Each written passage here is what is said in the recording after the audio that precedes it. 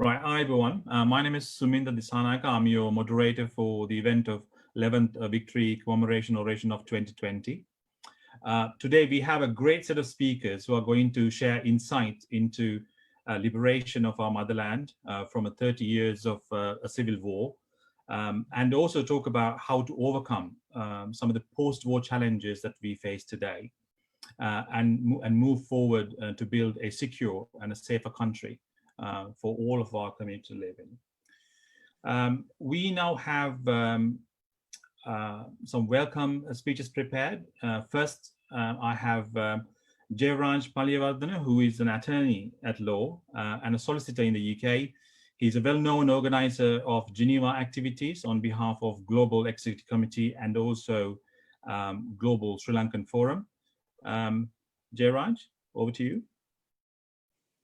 සුබ දවසක් වේවා දේශප්‍රේමී ඔබ සියලුම දෙනාටම අද අපි මේ යුද්ධ ජයග්‍රහණය සමරනවා. ඇත්තටම අපි යුද්ධ ජයග්‍රහණය සමරන්නේ නියම දිනයට දින කිහිපයකට පසුව. නමුත් අපේ පරමාර්ථය වෙන්නේ ජයග්‍රහණය සැමරීමෙන් පමණක් නොනැවති අපි රටේ සංවර්ධනයට, රටේ දියුණුවට, රට නැංවීම සඳහා අප විසින් ගත යුතු ක්‍රියාමාර්ගයන් සම්බන්ධව යම් කිසි සාකච්ඡාවක් සමාලෝචනයකුත් කෙරෙන්නටයි. ඔබ සියලුම දෙනා දන්නවා 11 වසරකට පෙර මේ මිලේච්ඡ ත්‍රස්තවාදය, මේ ශාපලක් යුද්ධය අවසන් කරලා අපේ රණවිරුවන් අපේ රට අපිට නිදහස් කරලා අපිට බේරලා දුන්නා. ඒ විරුවන් වෙනුවෙන්, ඒ ලේ හලපු ජීවිත පරිත්‍යාග කරපු ඒ සියලුම විරුවන් වෙනුවෙන් අපි රටවැසියන් විදියට, පුරවැසියන් විදියට, ශ්‍රී ලාංකිකයන් විදියට ඔවුන් සියලුම දෙනාට සදා ණය ගෙති. ඒ වගේම ඒ සටන සඳහා නායකත්වයේ දුන්න සියලු දෙනාට දේශපාලන වශයෙන්, ආගමික වශයෙන් හා වෙනත් සමාජීය වශයෙන් සහ වෙනත් සියලුම ආකාරවලින් මේ ත්‍රස්තවාදයේ වැළැක්වීමට, ත්‍රස්තවාදයේ මැඩපැවැත්වීමට සහයෝගය දුන්නු ඒ සියලුම දෙනාට අපි වර්තමානයේ ජීවත් වෙන්න අයිතිය ලබාගෙන තියෙන, අපිට අයිතිය ලබා දුන්න ඒ සියලුම දෙනා වෙනුවෙන් අපි ස්තුතිවන්ත වෙනවා. ඒ වගේම තමයි අපි හොඳින්ම දන්නා කාරණයක් තමයි ගොඩබිමේ යුද්ධය 2009 මේ මාසයේ නන්දි කඩාල් වලින් අවසන් වුණාට ඒ යුද්ධයට පාදක වෙච්ච හේතු කාරණා, ඒ වගේම මතවාදයන් තාමත් සමහර පුද්ගලයන්, සමහර ජාත්‍යන්තර සංවිධාන හරහා විශාල ප්‍රබල ලෙස පතුරවමින් ඒ අරමුණු ත්‍රස්තවාදයෙන් ඔවුන්ට මුදුන්පත් කරවා ගන්නට බැරි වුණු අරමුණු මුදුන්පත් කරවා ගන්නට වෙනත් උපාය මාර්ගයන් යොදමින් කටයුතු කරන ආකාරය. මිත්‍රවරුනි, මේ විදිහට අවුරුදු 11ක් යනකොටත් ඔවුන් තවමත් ඒ උපාය මාර්ගයන් යොදාගෙන තමන්ගේ මතවාදයන් ඉස්සරහට කරමින් සිටින අවස්ථාවක ඒ නිදහස භුක්ති විඳින අපේ රණවිරුවන් ජීවිත පරිත්‍යාගයෙන් අපිට ලබා දුන්නේ නිදහස භුක්ති විඳින අපි මේ සම්බන්ධයෙන් මොනවද කරන්න ඕනේ කියන දේ ගැන අපි සැලකිලිමත් වන්නට ඕනේ. මේ කතිකාවේ තවත් පරමාර්ථයක් තමයි ඒක.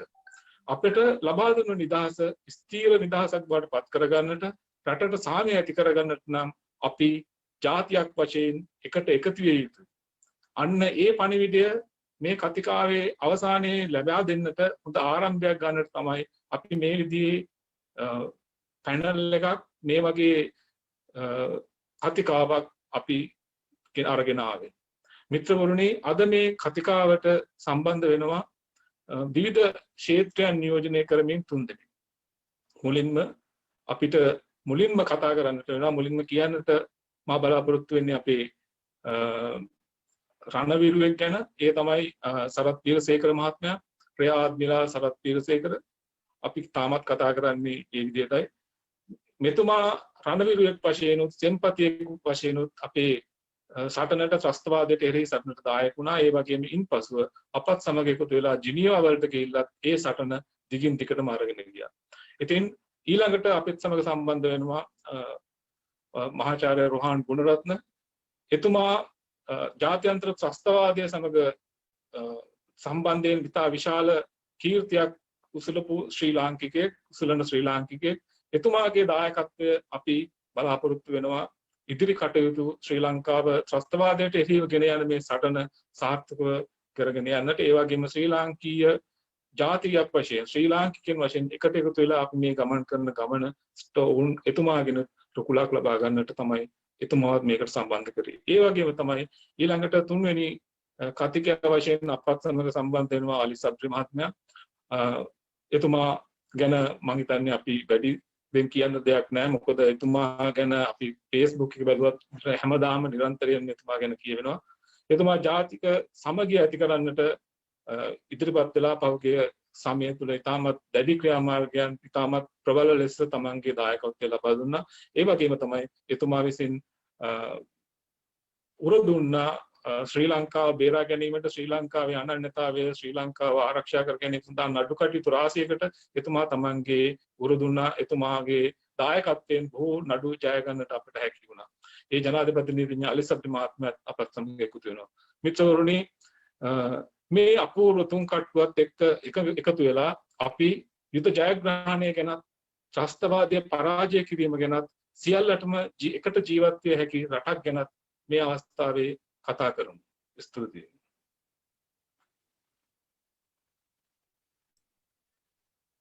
Thank you, Jayraj. Now we have Captain Mahen Abesekara, who is the convener of Viatmaga UK chapter. Captain Mahen.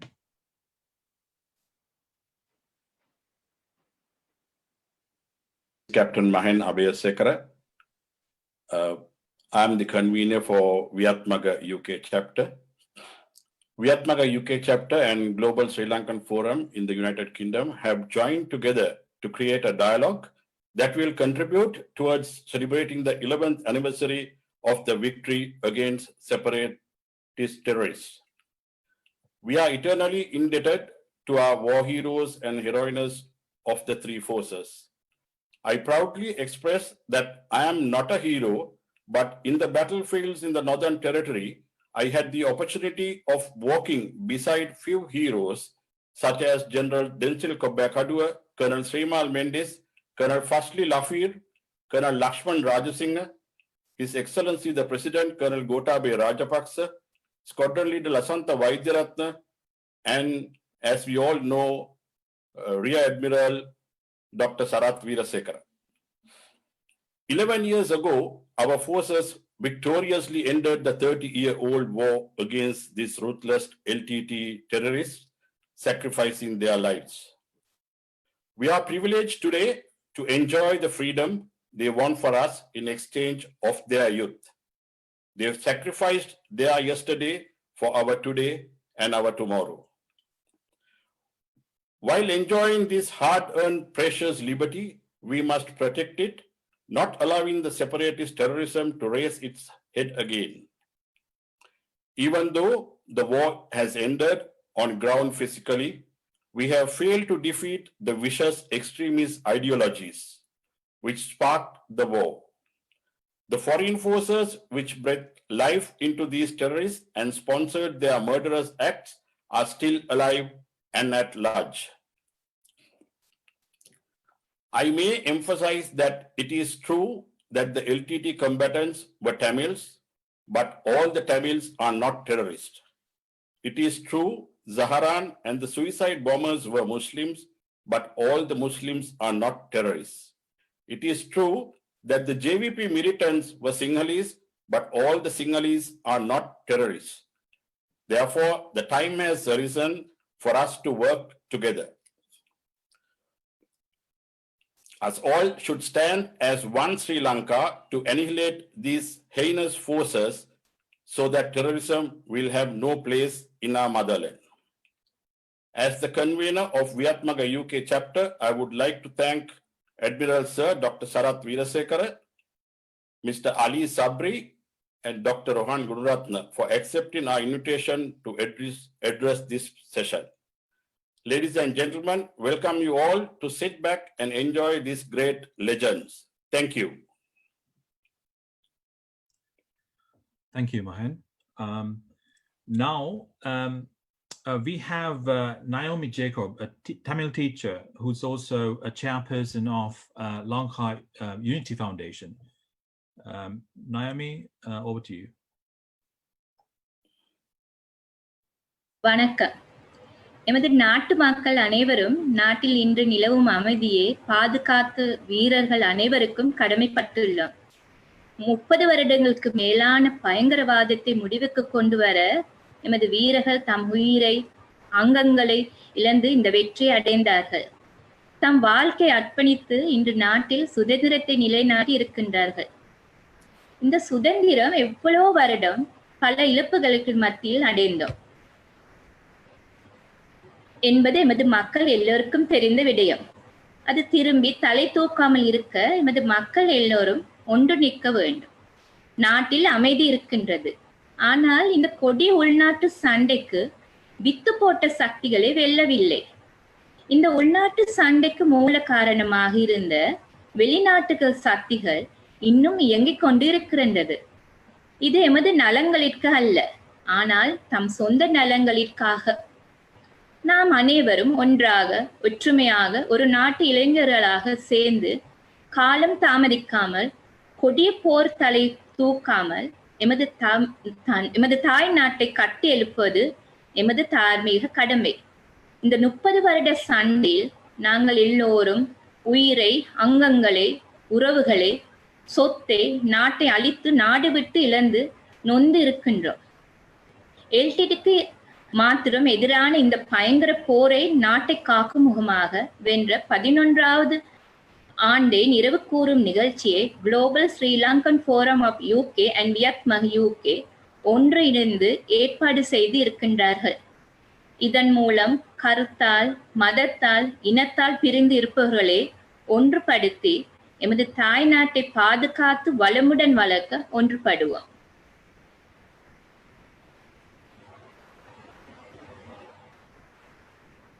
Thank you, Naomi. Right. So before we begin, I've got a couple of requests for everyone. The first one is for the panelists. Please kindly keep your microphones muted at all times unless you are speaking. Secondly, to our audience, you have the opportunity to ask questions at the end of all 3 speeches using the Q&A button on the bottom of your screen. Please feel free to be specific from whom you need to ask a question from as well. And also to let you all know that this is currently being broadcasted on Facebook. Right, before we begin, please rise for the national anthem.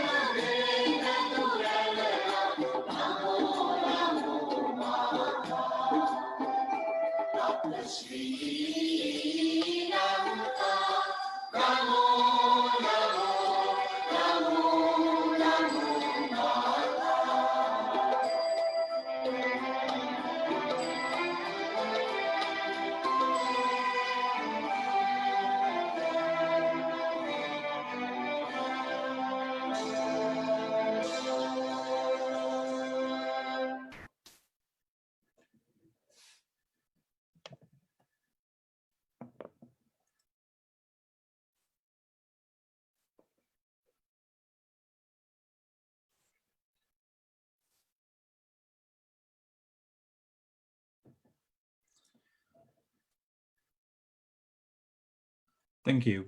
Now we go into an introduction of Abhimansala, which is an initiative from Seva Vanita unit of Sri Lankan Army. Let me load that now for you.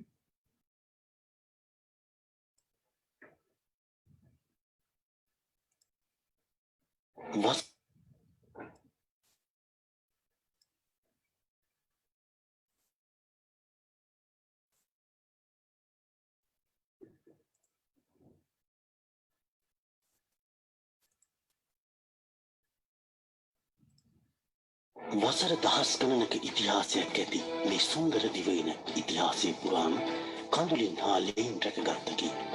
අපාදාත් විඳින මේ මව්පිමේ නිදහස එවන් ආදරයකින් යුදබිමට ගිය විරුවන් රැකදුන් උතුම් නිදහසයි.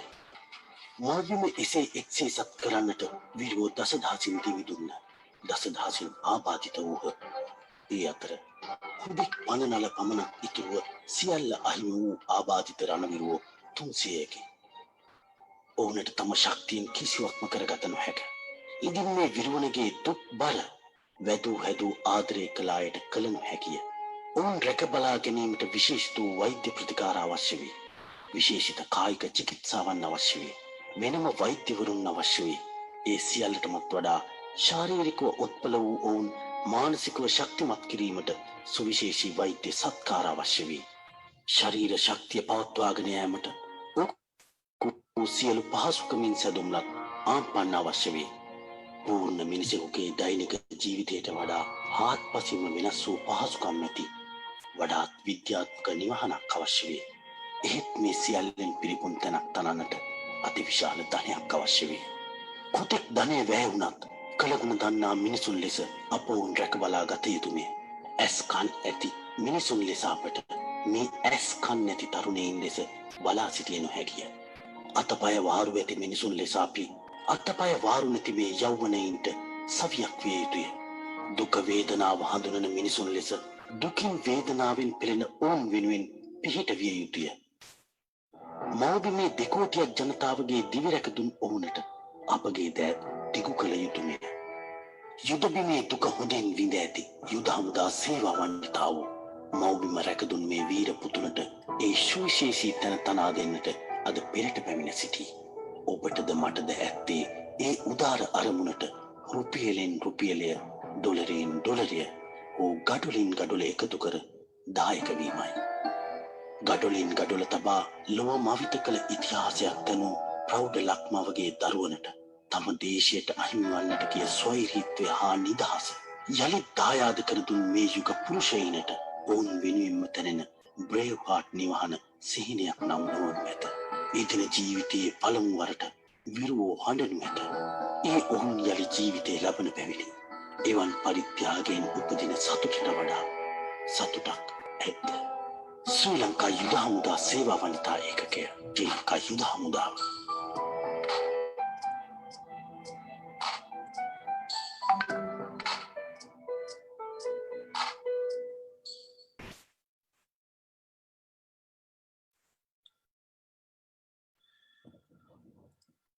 Thank you very much. Without further ado, I would like to introduce our first guest speaker. He's a professor of security studies at Nanyang Technology University in Singapore. He received his master's from the University of Notre Dame in the US and his doctorate from the University of St. Andrews in the UK. He's also a former senior fellow at the Combating Terrorism Center at the United States Military Academy. He was invited to testify on the structure of Al-Qaeda before the 9/11 Commission. He's also a trainer for national security agencies, law enforcement authorities, and military counterterrorism units around the world. He has interviewed terrorists and insurgents of Afghanistan, Pakistan, Iraq, Yemen, Libya, Saudi Arabia, and many other conflict zones. In Sri Lanka, he interviewed the LTTE leadership, including Velupillai Prabhakaran and both the leaders and members of the Islamic State in Sri Lanka as well. Without further ado, please welcome Professor Rohan Gunaratne.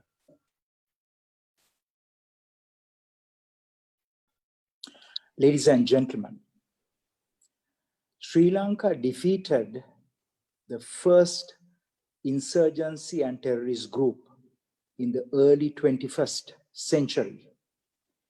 And Sri Lanka was able to sustain that victory because it built a state-of-the-art security and intelligence platform in the Northeast. And as a result of that, Sri Lanka was able to detect 14 attempts at revival. And these 14 attempts were all spearheaded, were funded, supported, instigated, and directed from support networks outside Sri Lanka. So you can see very much the relationship between what happens in Sri Lanka and what happens overseas.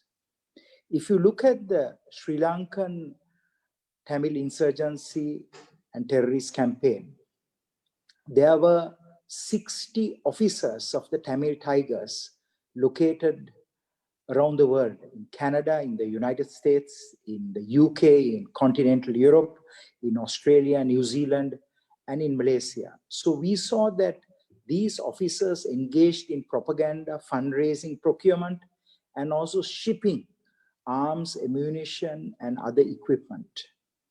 So the international network of the Tamil Tigers remained intact even after the LTT was defeated on the ground in Sri Lanka. What is vital today is for the Sri Lankan government to keep a very sharp eye on those organizations overseas. There was a time where many of these organizations were proscribed. They were designated under the UN Security Council Resolution 1373. And some of these organizations were delisted. And it is so important today for us to relist those organizations. If we redesignate those organizations, their activities, especially in Geneva, where they will present their own versions, which are often not truths, but half-truths of what happened. And I believe that the Sri Lankan government should develop a very strong foreign policy strategy, a communication strategy, working with Sri Lankan missions overseas and Sri Lanka associations. If we do not do that, the long-term threat posed by the LTT network overseas will continue to affect us. So this is one of the major considerations in maintaining the national security of our nation. The second aspect that I want to discuss with you is a more recent threat that has manifested after the Easter Sunday attacks. We saw last year in April a terrorist group that called itself the Islamic State mounted a devastating terrorist attack. And this is one of the worst terrorist attacks we have seen outside Iraq and Syria. And if you look at this particular attack that took place in Sri Lanka, where they attacked 3 hotels, 3 churches, and a number of other targets, this attack has long-term consequences. And I want to focus a little bit into the genesis of that new wave of terrorism that we witnessed in April of last year. It is based on my own interviews with the members of these organizations that are currently in detention. There are 3 elements to the rise of the Islamic State in Sri Lanka. And of course, the culmination point was the Easter Sunday attack. But how did that extremist ideology arrive in Sri Lanka? It came to Sri Lanka in the 1970s when Sri Lanka opened up, had an open economy, 1978-79 period. We saw that traditionally, Sri Lanka practiced a very beautiful form of Islam. The Sri Lankan Muslim heritage, the foundation of it was Sufism, a very syncretic form of Islam that has existed in Asia for a long, long time. and it coexisted with Buddhism, Hinduism, and even Christianity. But in the 1970s, late 1970s, we saw from the Middle East, an ideology called Wahhabism entered Sri Lanka. And this Wahhabism gradually supplanted that local and traditional Islam that we had witnessed for generations. And what we noticed was that this particular ideology called Wahhabism advocated two things. One is a concept called al-wala wal-bara, that is, do not associate with non-Muslims. And the second aspect is that you should break any statues. And that is why we saw the terrorist group that mounted the Easter Sunday attacks. Before that, they attacked Hindu, Christian, and Buddhist statues, the Buddhist statues in Mavanella. So what should be the government's strategy to address this? One is that the government should build a very close relationship with the Muslim community, should build a very strong bond with the Muslim institutions, with the mosques, with the madrasas, with the Islamic associations, and those who run the Islamic media websites, and to ensure that those exclusivist, extremist, and terrorist ideologies do not come to Sri Lanka. Government also should have a list of preachers. This is called the blacklist of preachers, preachers who preach hatred, who enter Sri Lanka and spoil the minds of the young Sri Lankans. Government also should enact 3 important laws. One is a Harmony Act that makes it mandatory upon all religious institutions to invest in harmony, whether they are Muslims, whether they are Hindus, whether they are Christians, or whether they are Buddhists.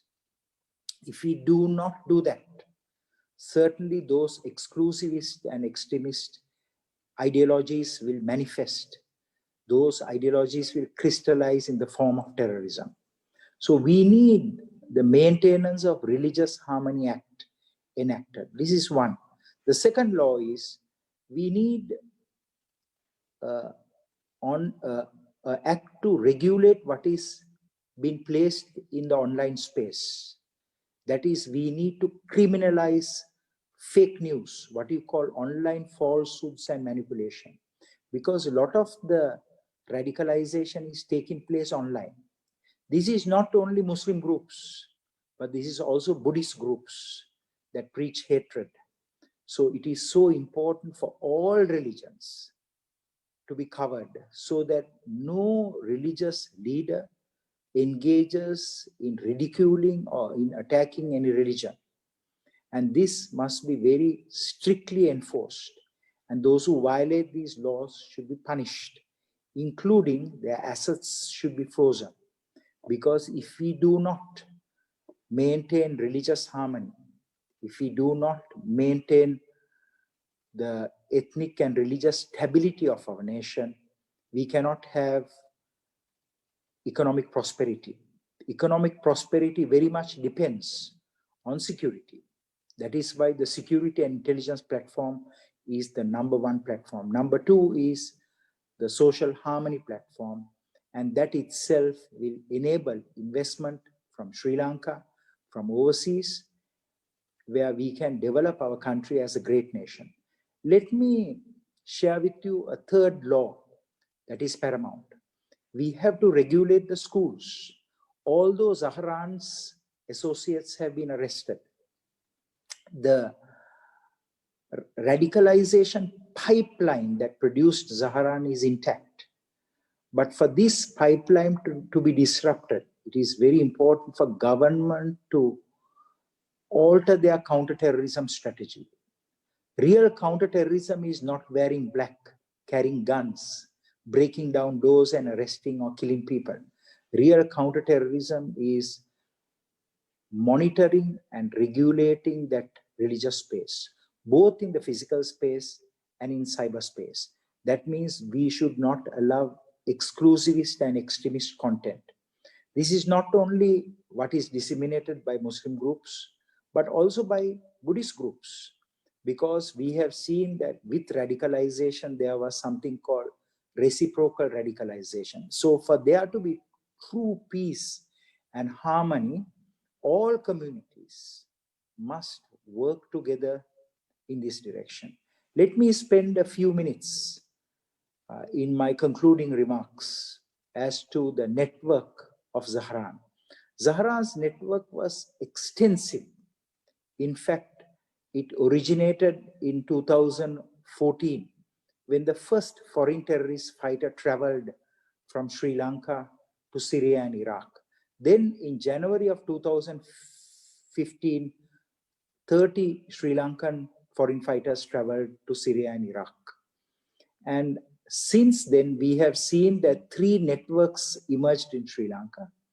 One is called the NTJ, the National Tawhid Jamaat.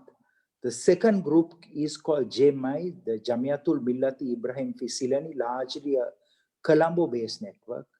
And the third network emerged in the central province, and that is a student wing of the Jamaati Islami organization. In fact, one faction of it, led by the national organizer Sadiq, he created this network, and Zahran unified these networks. And he was able to raise funds, extensive funds within Sri Lanka, limited funds from overseas, and plan and prepare this attack. So Zahran's plan actually failed. It failed because Zahran conducted the Easter Sunday attack to create a riot between the Muslims and the Sinhalese. But fortunately, there was no riot because the Sinhalese and the Tamils were very wise this time. They realized that it is the riots of July 1983 that gave the fuel, that gave the inspiration, that gave the instigation for a 30-year war. So they restrained their emotions. And we saw a brilliant cardinal. The cardinal said to those people who were agitated, if you want to go and kill the innocent Muslims, first attack me. And he said that you will not go to heaven. So in many ways, Cardinal was both Prime Minister and President on Easter Sunday because government was dysfunctional on that day. Let me conclude my presentation by sharing 3 views. One is that without security, there cannot be social harmony.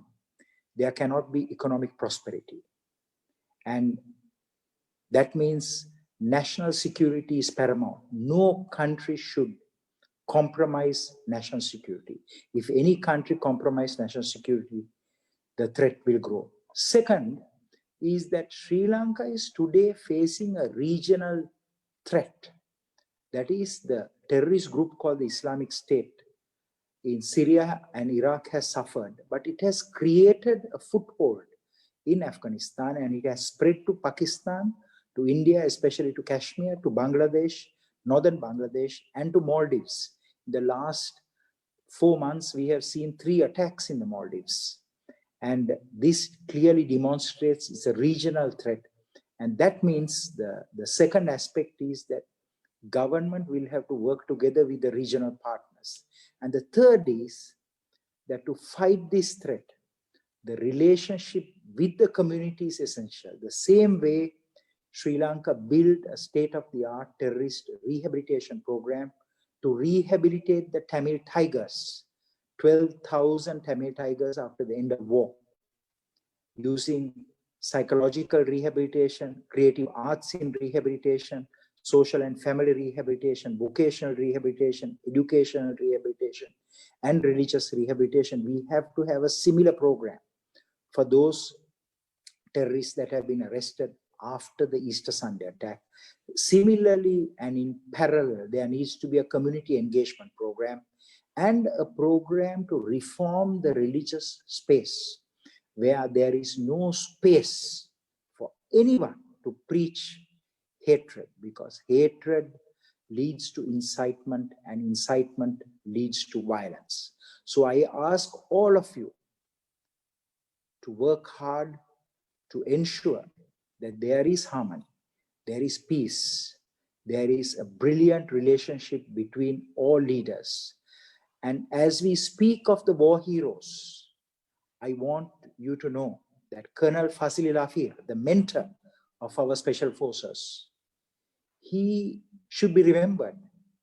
And if we remember him appropriately, we should protect the Muslims.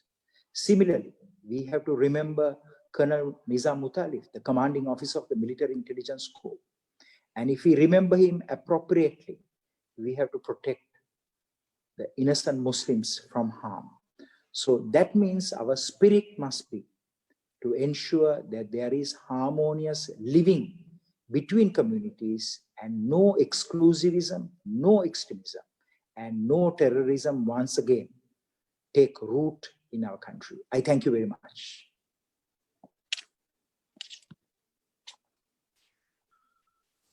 Thank you very much, Professor Gunaratne. I think it's a worth message, giving it to not just Sri Lanka. I think it's a message that should be given to across the world. So now I would like to introduce our second speaker.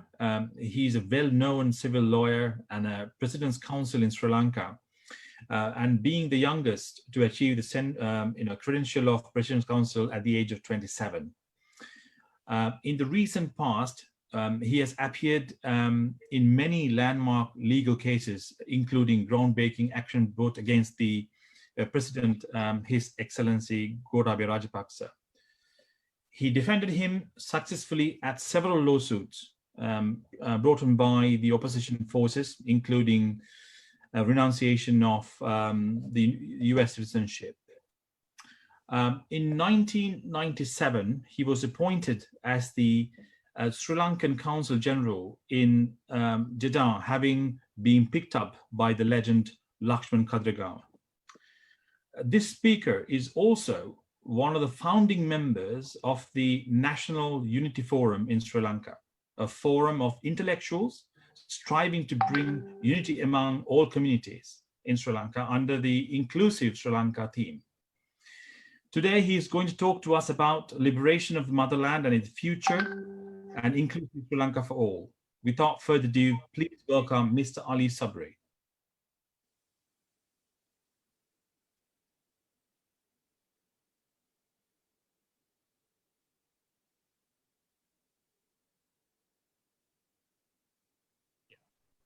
Thank you very much for that introduction and providing me an opportunity to express some of my views. This very historic occasion.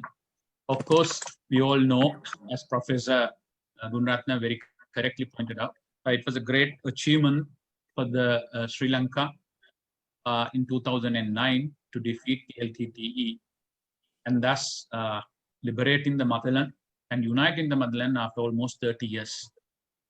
If you look at very carefully, a lot of people contributed towards it. No one more than the heroic soldiers and the armed forces men, including my long-term friend, Mr. Admiral, Dr. Sarath Veerasekara.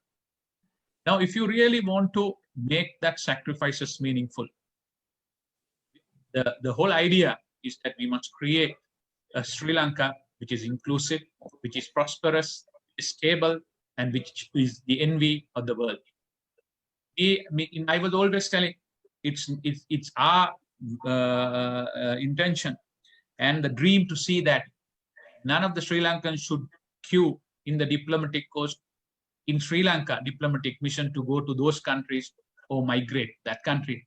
But we should see other countries trying to come to Sri Lanka. That's the day when Sri Lanka is going to be really prosperous and we can stand up. So in that sense, if you look back up to 2009, a lot of people have been contributing in different fields. The political leadership is unwavering. We had great soldiers even before, but at the right time, they couldn't take the right decision. The strategic leadership given by our current president and then the defense secretary was exemplary. The heroic soldiers did their part. The diplomatic efforts, both in regionally and internationally, and no one can forget the great Lakshman Kadragama, the one-man warrior, where he went all over the world and proscribed the LTT and provided a situation which is conducive for us to carry out our operations without a hindrance. And a lot of people from different parts of the world, including our housemates, working in the Middle East, sending their remittances, keeping our economy going. That's how we want. It's a collective effort, and for us to make it meaningful, I think we owe a duty back towards the country so that we don't stop there. If you carefully look back our history, it is unfortunate, but we ought to do that. It is almost 70 years since we have got our independence, but from time to time, some calamity comes and we have disunited. And as a result of which, we have not been able to achieve the great potential which our country has. And therefore, I think if you look at from 1958 riots to end of assassinating our Prime Minister, S.W.R.D. Bandaranaike, the first riots in 1971, the JVP uprising, the 78 riots, the 83, as Professor very correctly pointed out, was opened up our country and made LTT what it was. And then 87 to 89, we had the second uprising. So then we had this 30-year-old war. And since we have won that, and since then, unfortunately, we had that last year, the attack on the Easter Sunday day. So it's important that we must find, I don't know what is the reason.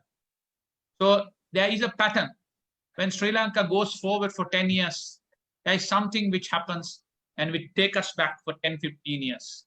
So we are still on the same page or same place. We cannot afford to do this. We all must understand, particularly as our Tamil sister very correctly pointed out, there was no war waged against the Tamils in this country.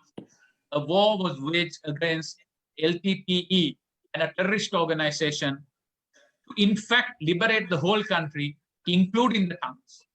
We all know Tamils were the biggest victims of terrorism, including all the Sri Lankans, but Tamil felt the worst, because if you go in the morning, in the afternoon hours, in the daylight hours, the kids or their youngsters are being grilled by the army. Obviously, we didn't know from whom they are coming. In the night, those kids were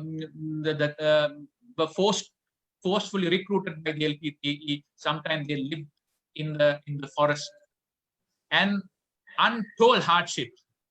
At the moment they were liberated, the biggest the beneficiaries of the end of the war were also Tamils. We must understand that. It is their roads which are open. It is their infrastructure which are set up. It is their young children who were safe, together with the Muslims and the Tamils and the Sinhalese. So everybody benefited. Recently, I was talking to a Muslim group of people. I was just telling them, prior to the war, we just had 400,000 tourists coming to this country. But by 2018, unfortunately, prior to 21-4, we had almost 2 million tourists coming to the country. It was not only a particular segment of the country is benefiting, the whole country is benefiting, whether they are Sinhalese or Tamils or Muslims or everybody. So country doing well, good for all. Country is not doing well, not good for all. So we must understand that. That is the important thing. I think Sinhalese and the Buddhists need not to fear at this point in time. You can't ask for a better government who will look after Sinhalese and the Buddhists. President Rajapaksa is very open, very vocal. He is a practicing Buddhist, and he means what he says, together with Prime Minister Mahinda Rajapaksa. So it is time that we, using that, try to reach out to the minorities, winning the heart and minds of the Tamils in the north and east, and giving confidence to the Muslim community in the country that as long as there is law and order, as long as there is no extremism take place, as long as you don't go astray, there is no point for you to, there is nothing for you to fear. There is equality. So that is very, very important. One important thing I think as Sri Lankan we must understand, we are we are a multicultural country. We are a multi-ethnic country. We are a multi-religious country. So different people think differently. Different people think, see different things. So for certain people, their religion is very important. So certain people, for their faith is important. For certain people, the country is important, the language is important, the culture is important. So it's important for us to cultivate this quality of empathy. In Sinhala we call Sahakampaniya. That sometimes we try to get into the shoes of the other side also and try to think how it's going to help each other. So as Professor Gunratna very correctly pointed out, if anywhere you want to fight terrorism or extremism, you got to win the hearts and mind of the community from which those extremists come. That is the first point of contact for you. That is how, once you win them over, they will have confidence of the system. The first call will come from you, of them saying that this guy is going out of the way. Please have a look at it. Just like, unfortunately, even about the Saharan, there was a lot of information. Correct me, Professor, if I'm wrong. So many information came from the Muslim community, from Katan Kudi, from the Sunat Jamaat area. But unfortunately, the government of the day just ignored it. In the Supreme Court, it was revealed 97 intelligence report came, they just ignored it. And therefore, it's important that now for us to make our victory in 2009 meaningful, we must transform that and use that platform to create national security. I'm sure with the president and the current team in national security is given highest priority. Then ethnic harmony, through that the development, with that we can actually aspire to achieve what so many others have achieved in different parts, where particularly like Singapore, Malaysia, and other countries, what they have achieved over a period of time. That is possible. It's important. It's also important that I feel we must invest heavily on education, so that we educate a lot of people. We educate people, we uplift the economy, but that economic benefit should go on to benefit the entirety of the communities in this country. That means the poorest segment of the country. Otherwise, just keeping them alone, if some richer becoming rich, will not help us. It's important that we see those hotspots are identified and those areas where poverty prevails are identified, and we lay a safety net so nobody is left out of the growth. And the other most important thing I feel, there is a great, now a lot of, some Colombo people, though they seems to think that they know a lot of things, but when you go to East and the North, when recently I made a visit to East, most of the Muslims, when I talked to them, the biggest complaint they had was that our kids are getting into drugs. Please speak to the president and eliminate drugs and protect our future generation. This is a massive threat across the country. So if we can get the security in place, social harmony in place, development in place, I think we can achieve a lot of things which we have missed out over a period of time. But it's not going to be easy. There are challenges. We should be realistic internationally, regionally, domestically. There are people with vested agendas, try to create divisions among the people, try to divide our people, try to create a sense of insecurity among them, doubts among them. So we will not achieve the great prospect what we could achieve. And what we have achieved, we have failed to achieve for the last 70 years. So before I conclude, my important message is that we must unite as Sri Lankans.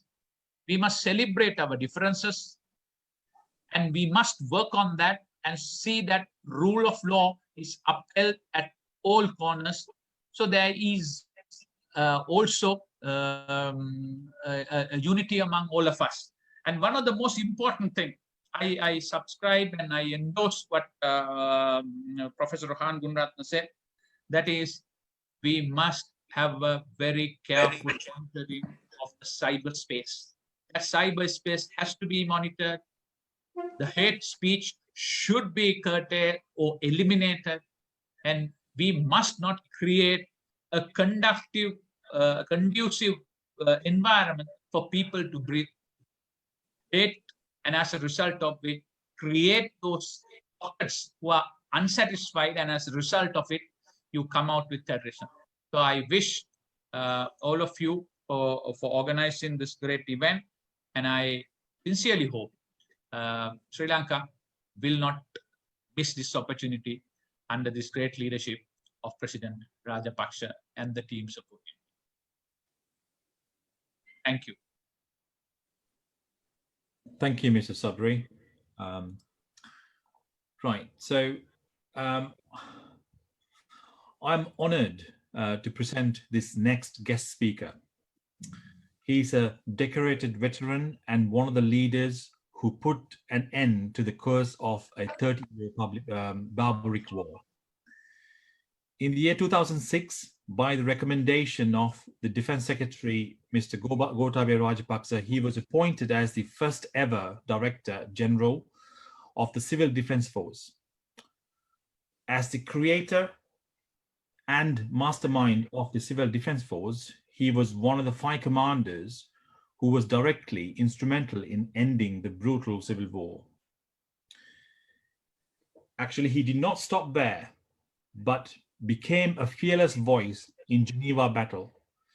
When the LTTE diaspora compiled and tabled many resolutions to the Geneva Human Rights Commission, accusing our war heroes against war crimes, he is the man who discharged the first volley of safeguard of our heroes.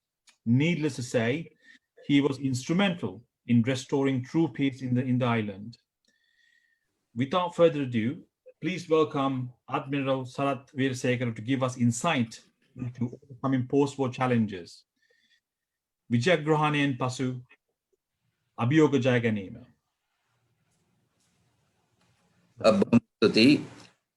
මට අර කිව්වාගේ මට දෙලා තියෙන මාතෘකාව විජයග්‍රහණයෙන් පසු අභියෝග ජය ගැනීම ත්‍රස්තවාදය ගැනවත් ජීනීවා ගැනවත් නෙමෙයි. ඒ නිසා මම ඒ විෂයට පමණක් සීමා කරන්නම්. අපි ලෝකේ දරුණුතම ත්‍රස්තවාදී කණ්ඩායම පරාජය කළා. අපි ඒ සම්බන්ධයෙන් ආඩම්බර වෙන්න ඕනේ. මොකද නේටෝ හමුදාවට තවම කලේබාන්වරු තලා ගන්නට බැරි වුණා. නමුත් අපි ලෝකේ ඉන්න දරුණුතම ත්‍රස්තවාදී සංවිධානයේ තාම හොඳින් අපි ජයග්‍රහණය කළා. ඉතින් අපි ලබාගත්ත මේ ජයග්‍රහණය එසේ මෙසේ ජයග්‍රහණයක් නෙමෙයි. ඒකට ලොකු මිලක් අපි ගෙව්වා. 29000ක් මැරුණා. අපේ වීර සෙබළු 14000ක් පූර්ණ ආබාධිත තත්ත්වයටපත් වුණා. ඒ වගේම සිවිල් වැසියන් ඊටාම දරුණු ලෙස ඝාතනයට ලක් වුණා. වගේම සම්පත් විනාශ වුණා. ත්‍රස්තවාදී කියලා කියන්නේ දේශපාලන අරමුණක් සාක්ෂාත් කර ගැනීම සඳහා අහිංසක වැසියන් ඝාතනය කිරීම. ඉතින් එහෙමනම් ත්‍රස්තවාදය ඇති වෙන්නට ඕන හේතුව සාධාරණ වුණත් අසාධාරණ වුණත් අපිට කවදාකවත් ත්‍රස්තවාදය සාධාරණීකරන්න බෑ. එය විනාශ කළ යුතුමයි. ඒක නිසා තමයි ඒ ජයග්‍රහණය අපි විජයග්‍රහණයක් කියලා කියන්නේ. ඉතින් මේ විජයග්‍රහණයට පස්සේ මහින්ද රාජපක්ෂ ඒ රජය ඒ විජයග්‍රහණ සැමරුම් තිබ්බා. ඒ තුලින් අපි දිවිපුදු රණුරුවන්ගේ පවුල් වලට ගෞරවය ලබා දුන්නා. ආබාධිත රණුවන් සිහිපත් කරලා වුන්ට අපේ ප්‍රණාමය ලබා දුන්නා. ඒ වගේම තමයි ත්‍රස්තවාදයේ භයානකම මතක් කරලා දීලා නැවත එයට හිසෝසවන්ට ඉඩ නොදිය යුතුයි කියන ඒ අදහස ඒ හැඟීම ජනතාවගේ හදවත් වලට දුන්න මේ වගේ විශාල අරුමුණු රාශියක් අපි සාක්ෂාත් කරගන්නවා මේ විජයග්‍රාහී සැමරුම් පෙළපාළියෙන්. නමුත් ඒ රටට සාමය උදා කර දුන්න ඒ රණවිරුවන් සමරන ඒ උත්සවය පසුගිය යහපාලන රජය බලයට ආපු විගසම ඒක අවලංගු කළා. ඒ යලිත් පණ ගැන්වුවේ ගෝඨාභය රාජපක්ෂ මැතිතුමාගේ නායකත්වයෙන් මේ පසුගිය 19 වෙනිදා. එතකොට විජයග්‍රහණයට පස්සේ අභියෝග කියලා කිව්වම අපිට ඇත්ත වශයෙන්ම යහපාලන රජය බලයට එනකොට ඊට පස්සේ මේ වර්තමාන ජනාධිපතිතුමා බලයට ආවට පස්සේ වෙච්ච සිද්ධීන් අපි ඇත්ත වශයෙන්ම මේ වෙලාවේදී සිහිපත් කරගන්න ඕනේ. එවන අපි ඉදිරියේ විශාල අභියෝගයක් තියෙනවා. එය ජය ගැනීමට නම් අපි අර හැමදෙනාම ඉදිරිපත් කරනවා වගේ සියලු දෙනාගේම පක්ෂ නැත්නම් ಜಾති ભેදයකින් තොරව අපි එකතු වෙන්න ඕනේ. දැන් සාමයේ තිබිය යුතු ඊටාම අවශ්‍යම දේ මොකක්ද? මේ අභියෝග ජය ගන්නට නම් තියෙන අවශ්‍යම දේ තමයි ජනතාවට සියලුම ජනතාවට බියෙන් සැකෙන් තොරව තමාගේ කටයුතු කිරීමට පුළුවන් වාතාවරණයක් තිබිය යුතුයි. ඒ කියන්නේ රටක ඒ කියන්නේ ජාතික ආරක්ෂාව. එහෙමනම් රටක කොඳුනාරිටිය වෙන්න ඕනේ ජාතික ආරක්ෂාව.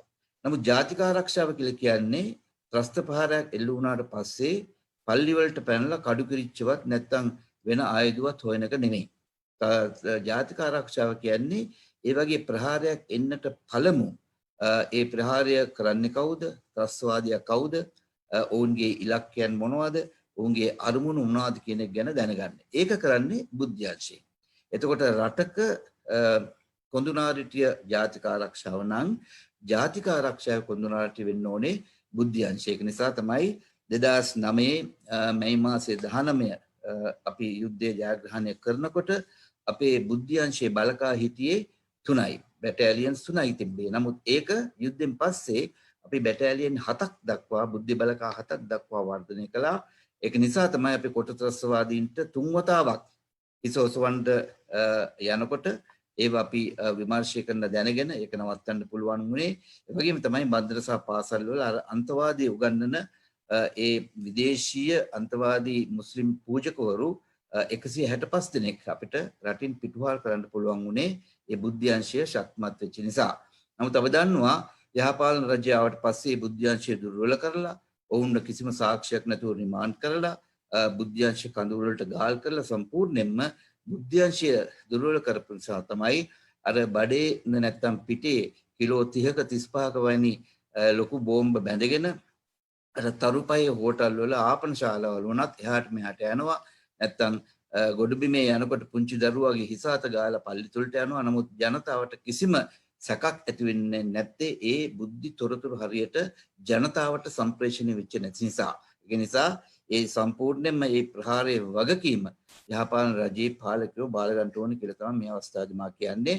ඉතින් නැවත වරක් මේ ගෝඨාභය රාජපක්ෂ මැතිතුමාගේ රජය බලයට ආවට පස්සේ අපි දැන් මේ බුද්ධ්‍යංශයේ ශක්තිමත් කරලා තිනවා. අපි හිතනවා ඕනෑම ත්‍රස්තවාදී සංවිධානයක් හිස ඔසවනවා නම් අපිට ඒ සම්බන්ධයෙන් ඒ පණිවිඩ ලැබෙයි කියලා. ඉතින් ඒ අතින් මම හිතනවා ජාතික ආරක්ෂාව නැවත වරක් අර එදා තිබූ අන්තිමටම තිබෙන්න පුළුවන් ය කියන මතයේ තමයි අත වශයෙන් මම ඉන්නේ. එතකොට ජනාධිපතිතුමා පත් වෙලා පාර්ලිමේන්තුවට විසිරුවනකොට රට තිබ්බ තත්ත්වය මොකක්ද? අපි මේ කතා කරන්නේ විජයග්‍රහණයෙන් පසු මේ අභියෝග ජය ගැනීම. එතකොට මේ කොරෝනා එන්න ඉස්සෙල්ලා ජනාධිපතිතුමා පාර්ලිමේන්තුව විසිරුවාට පස්සේ ඇත්ත වශයෙන් මොන වගේ රටක්ද එතුමා බාරගත්තේ? අපි දැනගන්න ඕනේ අපිට තියෙන අභියෝග මොනවාද කියලා බලා ගන්න. අපේ වර්ධන වේගය අපි growth rate එක 102කටත් වඩා අඩු වෙලා තිබ්බේ. අපේ රුපියල ඇත්ත වශයෙන්ම අගේ ඊටාම පල්ලයට වැටලා තිබ්බේ. කොටස් වෙළඳපළ කිසිදාක නොවුණු විදියට පහත වැටලා තිබ්බේ. අපේ ණය රුපියල් බිලියන 14000ක් දක්වා වර්ධනය වෙලා තිබ්බා. රැකියා වියුක්තිය තිබ්බා. සමාගම් රාශියක් වහලා දාලා තිබ්බා. විදේශ විනිමය සංචිත සම්පූර්ණයෙන්ම පල්ලයට බහැලා තිබ්බා. මහා බැංකු වංචාවෙන් රුපියල් බිලියන 145කට වඩා අපිට පාඩු වෙලා තිබ්බා. මෙන්න මේ වගේ තත්ත්වයක් තමයි අපේ ගෝඨාභය රාජපක්ෂ මැතිතුමාට මේ වගේ රටක සංවර්ධනය කරන්න තමයි එතුමාට මේ අභියෝගයට මුහුණ දෙන්න ඕනේ. ඊට පස්සේ මැතිවරණය ප්‍රකාශ කළා සමගම මේ කොරෝනා වසංගතය ආවා. ඒතකොට අද වෙනකොට රජයට කිසිම ආදායම් මාර්ගයක් නැහැ. කිසිම බද්දක් අය කරගන්න බෑ. රටේ නිෂ්පාදන ක්‍රියාවලියක් නැහැ. සංචාරක ව්‍යාපාරය සම්පූර්ණයෙන්ම නැවතිලා බොහෝ සමාගම් වලින් සේවකයන් ඇත්ත වශයෙන්ම අස් කරලා දෛනික ආදායම ලැබූ සියල්ලන්ටම ආදායම නැවතිලා මේ වගේ තත්ත්වයක් මතත් රජයට වගකීම තියෙනවා ජනතාව ජීවත් කරවන්න. ඒ කියන්නේ ඔවුන්ගේ විදුලිය ජලය නොකොඩවා සපයන්න, ඔවුන්ට රුපියල් 5000 දීමනාව දීලා ඔවුන්ට යම්කිසි ක්‍රමයකින් හෝ ජීවත් වීමට මඟ පාදෙන්න. මේ වගේ අභියෝග තමයි අපි ඉදිරියේ තියෙන්නේ මේ අද තියෙන තත්ත්වය අනුව. එතකොට මොකද මේ ඉතිහාසය කොරෝනා වලින් ඇති වුණු මේ තත්ත්වය ඉතිහාසය අපි කවදාකවත් අත්විඳින්නේ නැති තත්ත්වයක්. එහෙමනම් අපි කොහොමද මේ අභියෝගය ජයගන්නේ? මම හිතන්නේ මේ වසංගතයෙන් පස්සේ මේ තියෙන අභියෝගය අපි මේ කොරෝනා වසංගතයෙන් විශේෂයෙන් අපි අපේ ඇඩ්වාන්ටේජ් එකට එහෙම නැත්නම් අපේ වාසියට අපි හරව ගන්න ඕනේ. අපි අවුරුදු 2500ක ලිඛිත ඉතිහාසයක් තියෙන රටක්. අපි පැරණි සම්ප්‍රදායන් වලට චාරිත්‍ර වාරිත්‍ර වලට නැවත වරක් අපි පණ දී යුතුයි කියලා තමයි මම හිතන්නේ. ඒවල බහා විශාල ගැඹුරු අර්ථයක් තියෙනවා. එතකොට අපි කවදාවත් හැමදාම අපි ආචාර කරේ අත් දෙක එකතු කරලා ආයුබෝවන් කියලා. ආයුෂ බොහෝ වේවා කියලා. මම හිතන ලෝකයේ තියෙන ඉන්න එකම ජාතිය ආයුෂ බොහෝ වේවා. may you live long කියලා ආචාර කරන එකම ජාතිය. ඉතින් අපි කෙනෙක්ගේ අත් ඇල්ලුවේ නැහැ. ඒ වගේම කෙනෙක්ව වැළඳ ගත්තේ නැහැ. ඒ විස බීජ අපේ ඇඟට ඇතුල් වෙන නිසා. ඉතින් අද ඩොනල්ඩ් ට්‍රම්ප් සහ චාල්ස් කුමාරයා පවා ඇත්ත වශයෙන්ම ආචාර කරන්නේ මේ විදිහට. ඒකයි මම කිව්වේ අපේ සම්ප්‍රදායවල ඊටාම ගැඹුරු තේරුමක් තියෙනවා කියලා. එදා සරම්ප, පැපොල්, කම්බුල්ගාය වගේ රෝගයන් හැදුනාම අපි ගෙවල් වල තිබ්බ ඇතුල් ගේ කියලා කාමරයක්. අපි මේ කාමරයට රෝගය දාලා දවස් 14ක් තියෙනවා. ඒක තමයි නිරෝධායනය කියලා අද කරන්නේ. එතකොට නිරෝධායනය කළා මේ නිරෝධායන දැන්වීම අපි දකිනවා PHI ලා ගිහිල්ලා ගෙවල් දොරවල් වල ගහනවා. ඉතින් එදා දැන්වීම කරු නැතු වුණාට කොහොඹ කොළයක් කොහොඹ අත්තක් නැත්නම් අඹ අත්තක් අපේ දොරකඩේ අපි එල්ලනවා. එතකොට ගම්වාසීන් දන්නවා මේ ගෙදර බෝවන රෝගියෙක් ඉන්නවා කියලා. ඉතින් ඒ කියන්නේ ඒ චාරිත්‍රවාද සම්ප්‍රදායන් අපිට තිබ්බා මේ නිරෝධායන යටතේ. නිරෝධායන ක්‍රමය අද කරන නිරෝධායන සංකල්පයත් සමග. අපි මරණගයකට ගියොත් නැවතවරක් අපි අපේ ගෙදරට එනකොට අපේ අම්මලා කහ බේසමක කහ දාලා බේසමක දෙහි බෑයක් දාලා තියෙනවා. ඉතින් ඒකෙන් තමයි අපි හිස සහ ඇඟපත තවරගෙන එන්නේ ඒ සම්පූර්ණයෙන්ම විස බීජ හරණය කිරීම සඳහා. ඉතින් ඒ පරණ පුරුදු වලට අපි නැවත පණ දී යුතුයි. ඉතින් එදා අපි දැක්කා පාන්කාරය එනවා අපේ ගෙදරට, මාළුකාරය එනවා, පළතුරුකාරය එනවා. ඉතින් අද හෝම් ඩිලිවරි කියලා කියන්නේ ඒකයි. ඉතින් ඒකින්ද එහෙම කළොත් බලන්න මොනතරම් අපිට මුදල් ඉතුරු වෙනවද, අපේ ශ්‍රමය ඉදිරි වෙනවද, අපේ ඉන්ධන ඉදිරි වෙනවද. ඒ වගේම ව්‍යවසායකයෝ බොහෝ සංඛ්‍යාවක් අපිට හදාගන්නත් පුළුවන් ඒකෙන්. එතකොට ඒ වගේම තමයි බලන්න විශේෂ දෙයක් මම කියන්නේ මේ සංසන්දනය කරන්න අපේ පැරණි චාරිත්‍ර සහ අපේ අම්මලා කරපු දේවල් අපි දන්නවා. හැමදාම වෙනකොට අපේ අම්මා අපේ ආච්චි නෑඹිලියට හාල් දැම්මට පස්සේ අර මිටි හාල් fish full of rice මිටි හාල් ටිකක් අරගෙන මුට්ටියට දානවා. එයිම දාන්නේ to be used on a rainy day. ඒ කියන්නේ අපිට අවශ්‍ය වුණොත් ඒක ගන්න. ඉතින් ඒක මාසයක් දෙකක් යනකොට මේ මුට්ටිය පිරෙනවා. එතකොට යම්කිසි පවුලේ ප්‍රශ්නයක් ආවොත්, පළාතේ ප්‍රශ්නයක් ආවොත්, ඇඳිරි නීතියක් ආවොත්, එළියට යන්න බැරුණොත් අපිට ඒ හාල් වලින් අපිට අඩුවක් වෙන්නේ නැහැ. ඉතින් මෙවර අපිට කී දෙනෙක් මේ මිටි හාල් ඇති කළාද කියලා මට අහන්න වෙනවා. මේ ඇඳිරි නීති එකපාරට දාලා සුපර් මාකට් වහලා කඩවල් දැම්මට පස්සේ කී දෙනෙක්ගේ ගෙවල් වල මිටි හාල් තියෙන්නේ නැද්ද කියන එකත් මම අත් වශයෙන්ම අද මේ වෙලාවේ අහනවා.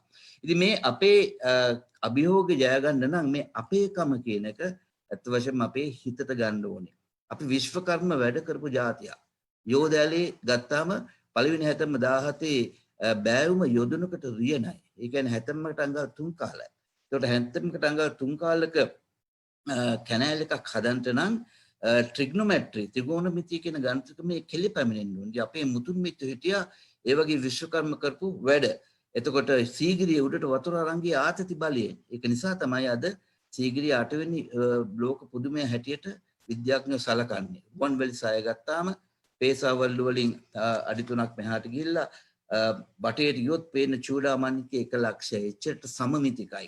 ඒකට ජ්‍යාමිතිය කියන ගණිත ක්‍රමයේ කෙල පැමිණෙන්න ඕන අවුරුදු 2300කට ඉස්සෙල්ලා අපේ මුතුන් මිත්තන්ට ඒ තාක්ෂණය තිබ්බා. මාදුරුව ජලාශය කරනකොට කැනේඩියානු විද්‍යාඥයෝ ගණනය කළේ කො මෙතන තමයි ස්ලුයිස් ගේට් එක නැත්තම් සොරවුව හදන්න ඕනේ කියලා. ඒක කලිනකොට අවුරුදු 1800ක් පැරණි බිසෝ කොටුවක් මතු වුණා. ඉතින් මේ ඥාන අපේ හදවත් වල තියෙනවා. ඒක නිසා දැන් බලන්න මේ දවස් ටිකට මේ ටික කාලෙට අපේ තරුණයෝ මොනතරම් නව නිපුම් කළාද. අපි රොබෝ යන්ත්‍ර හැදුවා. රෝගියා ළඟට නර්ස් යන්නේ නැතුව රොබෝ යන්ත්‍රයෙන් ගිහිල්ලා බෙහෙත් දෙන්න. එතකොට දැඩි සත්කාර ඇඳන් අපි ලාභයට හැදුවා. එතකොට ICU beds අපි හැදුවා. එතකොට ශ්වසන යන්ත්‍ර artificial respirators අපි හැදුවා. එතකොට වෙගා කාර් එක අපි හැදුවා. අපි දැන් සේලයින් හදනවා, අපි දැන් පැරසිටමෝල් හදනවා.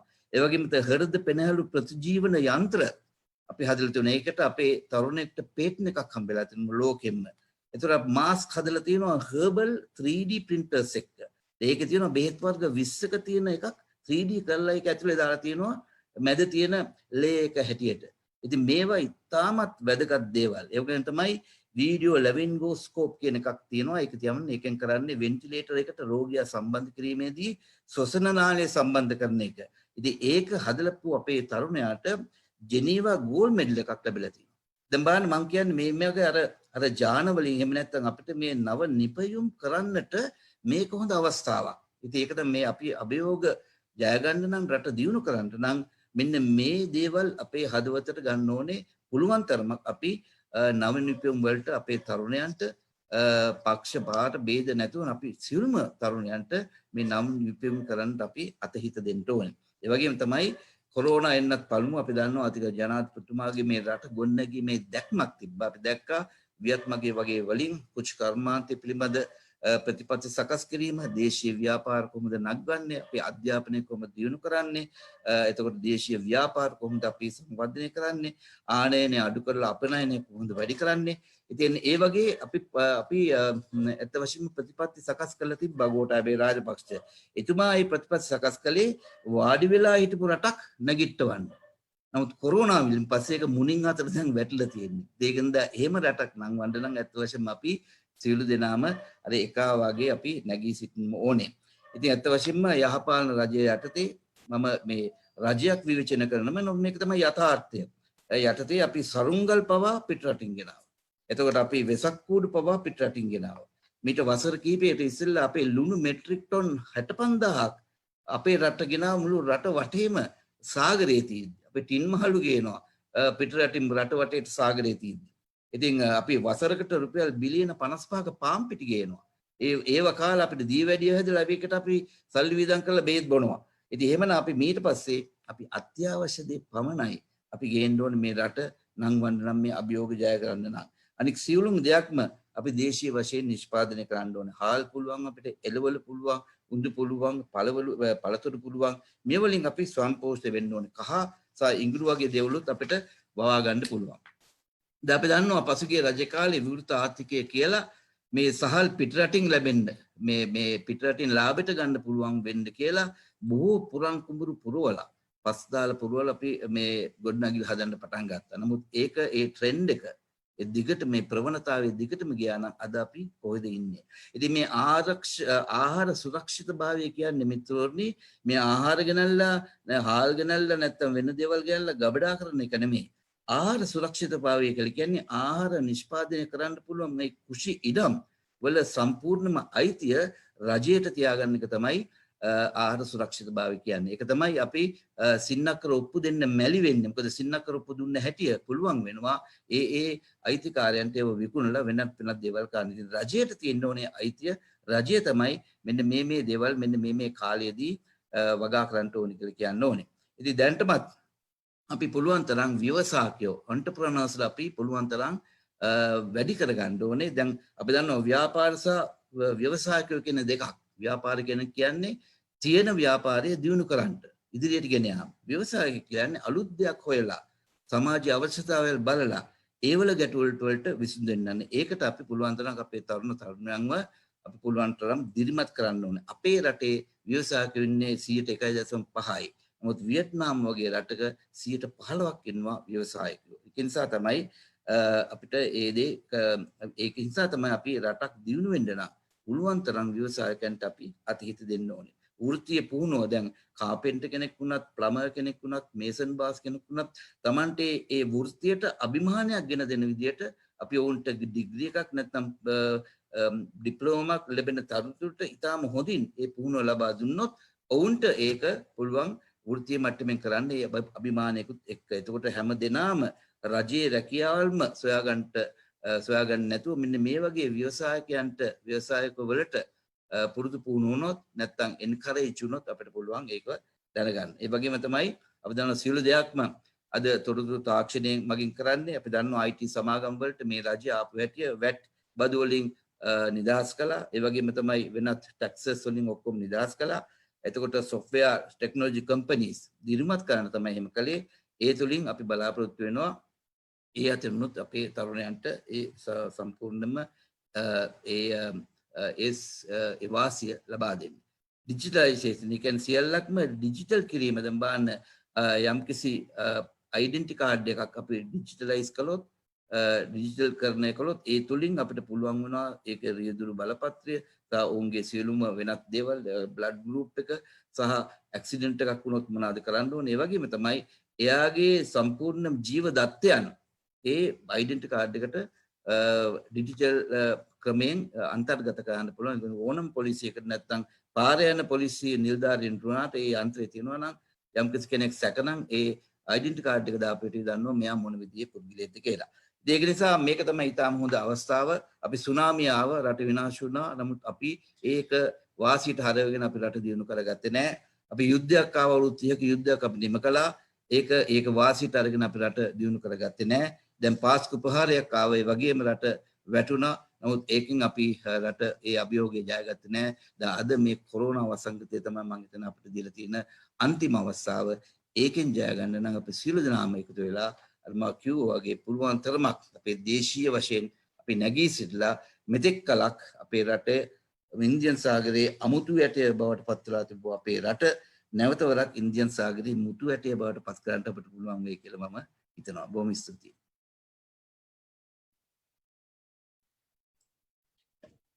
Thank you, Admiral Sarath Weerasekara. අපි දැන් ඊළඟට මේ ප්‍රශ්න වගේක් අහලා තියෙනවා. මම ඒ ප්‍රශ්න කීපයක් යොමු කරන්නම් අපේ පැනලිස්ට්ලට. පළවෙනි ප්‍රශ්නය අහලා තියෙන්නේ අඩ්මිරල් ඩොක්ටර් සරත් වීරසේකරට. අද දවසේ ශ්‍රී ලාංකිකයන් සමහරක් අතර මතයක් තියෙනවා යුද ජය ගැනීම දමිළ ජනතාවගේ සිත රිදෙනවායි කියලා. අපි කොහොමද ත්‍රස්තවාදීන් යනු සියලු දමිළ වැසියන් නොවන බවත් ත්‍රස්තය පරාජය සැමරීම දමිළ මුස්ලිම් සහ සිංහල සියලු ලාංකිකයන්ට අභිමානයක් විය යුතු කියන මතය සමාජගත කරන්නේ? ඔව් ඇත්තම ඒක හොඳ ප්‍රශ්නයක්. දැන් අත් වශයෙන්ම මේ දෙමළ ජනතාවගේ සිත රිදෙනවා කියන එක ඒක මිත්‍යාවක්. මොකද අපි මේ යුද්ධය කළේ දෙමළ ජනතාවට විරුද්ධව නෙමෙයි. මේ යුද්ධය කළේ අත් වශයෙන්ම ත්‍රස්තවාදීන්ට විරුද්ධව කළේ.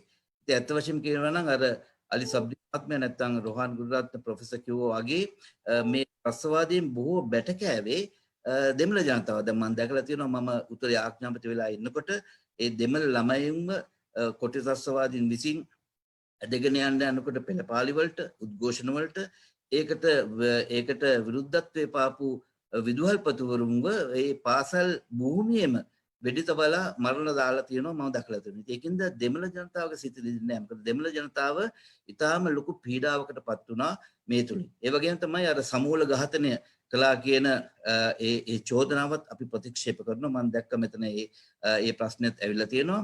ඇත්ත වශයෙන්ම කියනවා නම් අපි මේ අපේ යුද හමුදාව තමයි 2,95,000ක් ප්‍රාණ අපකරුවන්ව බේදාගෙන මේ දිනාගත්ත යුද්ධයක් මේක. දැන් පරණගම් කොමිසමට අනුයුක්ත කළා යුද්ධ විශේෂඥයෝ 6 දෙනෙක්. Sir Desmond Silva, sir Geoffrey Nice, professor Michael Crane, professor Michael Newton, major general John Holmes, එතකොට රොඩ්නි ඩික්සන් QC මේ 6 දෙනා වාර්තා 7ක් දීලා තියෙනවා. අපි කිසිම යුද අපරාධයක් කළේ නෑ. මේ වගේ it's the largest hostage rescue operation කියලා තමයි උන් ඒක ලියලා තියෙන්නේ. ඒ කියන්නේ මේ අපි හමුදාවක් විසින් ලෝකේ හමුදාවක් විසින් ප්‍රාණ අපකරුවන් මෙපම ප්‍රාණයක් බේරාගෙන කරපු යුද්ධයක් මේක ලෝක වාර්තාවක් කියලා තියෙනවා. ඉතින් ඒ නිසා කවදාකවත් මේක දෙමළ ජනතාවගේ සිත රිදෙන්නේ නැහැ. සිත රිදෙනවා නම් රිදෙන්නේ ත්‍රස්තවාදීන් සහ ත්‍රස්තවාදීන්ට අතහිත දෙන බෙදුම්වාදී දේශපාලඥයන්ගේ තමයි හිත රිදෙන්නේ. ඒක නිසා තමයි යහපාලන රජයේ කාලේ ඔවුන් ඒක දඩබිමා කරගෙන මේ විජයග්‍රහී පෙළපාලිය නැවැත්තුවේ. බොහොම ස්තුතියි අඩ්මිරල් ඩොක්ටර් වීරසේකර. ඊළඟට තියෙනවා ප්‍රශ්නයක් අහලා Ranil ජයනෙත්ති from Switzerland. It says, while we do some work in Geneva, we Sri Lankans who wants to keep Sri Lanka as one country have been unable to get our message to local politicians and local political parties globally. LTT diaspora is doing it successfully, leading to some written politicians around the globe supporting the genocide claim. We need a centralized story countering LTTE message and need to separate this around the globe, spread this around the globe. My apologies. So I think this question I would like to ask from Dr. Veerasekara again. මේක අපි Geneva සම්බන්ධයෙන් දැනට කරගෙන යන වැඩ සම්බන්ධයෙන් මේ message එකක් කොහොමද අපි සෙන්ට්‍රල් එක මැසේජ් එකක් හදලා ඉවරලා ඒක ස්ප්‍රෙඩ් කරන්නේ ගා රජයක් විදිහට එක රටක් විදිහට. ඔව් ඇත්තම කියනවා නම් දැන් අපිට විරුද්ධව තියෙන මේ සාවද්‍ය චෝදනා මේක උනේ දැන් අපි යුද්ධය දින්නා 2009 මැයි මාසේ 19 වෙනිදා ඊට පස්සේ මැයි මාසේ 27 වෙනකොට ජර්මනියේ රටවල් 17ක් එක්ක එකතු වෙලා ස්පෙෂල් සෙෂන් එකක් ඉල්ලලා අපිට විරුද්ධව යුද්ධ අපරාධ චෝදනා ගෙනාවා. ඊට පස්සේ ඒ ප්‍රථම යෝජනාව අපි ජයග්‍රහණය කළා. It was a very positive one, praising all the government and the forces for defeating the most ruthless terrorist organization in the world, and then condemning the atrocities of the LTT for having for keeping about 300,000 people as a human shield, and also for recruiting the 3,000 child soldiers. ඉතින් ඊට පස්සේ තමයි Darusman වාත තමයි ගොඩක් වෙලා හින්ද මම විස්තර කරන්නේ. දරුස්මාන් වාත අනුව තමයි අපිට මේ යුද්ධ අපරාධ චෝදනා ගෙනාවේ. දැන් බලන්න the first ever war crime, the charge against us was deliberately preventing aid from reaching the south, reaching the north for the innocent Tamil people. The යුද්ධයක් තියෙනකොට ඒ යුද්ධයට අතරමං වෙන ජනතාවට ඖෂධ සහ ආහාර යවන එක නවත්තන එක මේ සම්පූර්ණ යුද අපරාධයක්. It's a war crime. So deliberately stopping. But you see that එතකොට ඒක තමයි මංගල සමගර විදේශ ඇමතිවරයා අගය කරමින් පිළිගරගෙන ඒ යෝජනාව අපිට විරුද්ධව තියෙන 31 යෝජනාවට සමානුග්‍රහක දැක්වේ. ඉතින් අපි ගිහිල්ලා පෙන්නුවා ජෙනීවා වලට there had been a committee called Consultative Committee on Humanitarian Assistance. Gotabaya Rajapaksa was the chairman for most of the meetings, and Robert Blake was a observer. You know Robert Blake. He was so siding the LTT, and we all know that is a stark truth. And also there had been representatives of the United Nations who were here. So to tell the story very shortly, one of the minutes of the meeting, Neil Boone, who was the residential coordinator of the United Nations here, he has said, when you consider the effort taken by the government and the forces to send medicine and rations to the north, the government should be given a given a gold medal. And Amin Awad, the refugees representative, he says, we are a role model for the entire world. And Emilda Sukumaran, who was the government agent for Mullaitivu, he said, at any one time, we had 3 months stock. එතකොට අපිට ලෝකෙටම පරමාදර්ශයක් කියනවා. මේ වගේ බරපතල යුද්ධයකදී අපි බඩු භාණ්ඩ යවීම ගැන මේ නීල් බූනේ කියනවා අපිට රන් පදක්කමක් දී යුතුය කියලා. එතකොට ඉමෙල්ඩා සුකුමාරන් දිසාපදිනේ කියනවා අපිට මාස 3ක ස්ටොක් එකක් තිබ්බා. ඉතින් මේ වගේ පැහැදිලි සාක්ෂි තිබිද්දි තමයි අපිට විරුද්ධව ඒ චෝදනාව ගේන්නේ.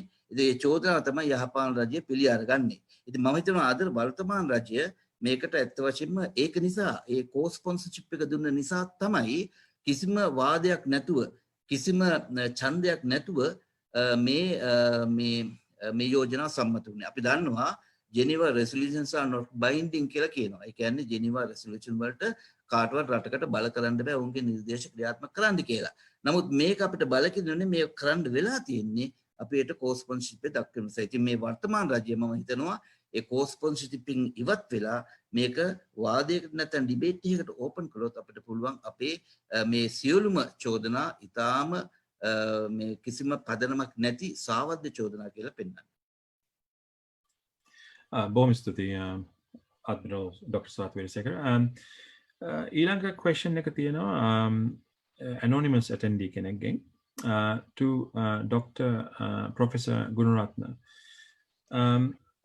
So it says that even though LTT has been defeated as a terrorist organization, their separatist ideology is based on a Tamil only geographic area still prevailing. how can we as a nation defeat the separatist ideology both within and outside of Sri Lanka? The ideology of the Tamil Tigers has diminished very significantly inside Sri Lanka because government was able to reach out to the Tamil areas, build huge infrastructure, roads, and also the economic growth in the Northeast was so significant compared to the rest of the country. So what is crucial is for us as a nation to continue to engage those people in the Northeast, and that they should never be isolated, because if they are isolated, then the LTT, front, cover and sympathetic organizations in the West and other countries will link up with them. The second aspect is our embassies should work, our diplomatic mission should work very closely with the Sri Lanka associations and individual Sri Lankans who are overseas, to work with them to engage the Tamil community, to invite those members to return to Sri Lanka, to see for themselves that there is no discrimination. So I believe that government should work on both fronts. One is Northeast, second is work overseas. But it is not only government, it should be independent Sri Lankan organizations, citizenship groups. We should not rely on everything for government to act. We have a brilliant foreign secretary now, Mr. Ravinatha Ariyasinghe, and I think that he understands its importance and he is willing to provide that crucial assistance in terms of publicity material that can be used. And I think this is the best time for us to reach out to those organizations. Final matter, when Mr. Gotabaya Rajapaksa was the Secretary Defense, under the UN Security Council Resolution 1373, he designated 16 groups as terrorist entities.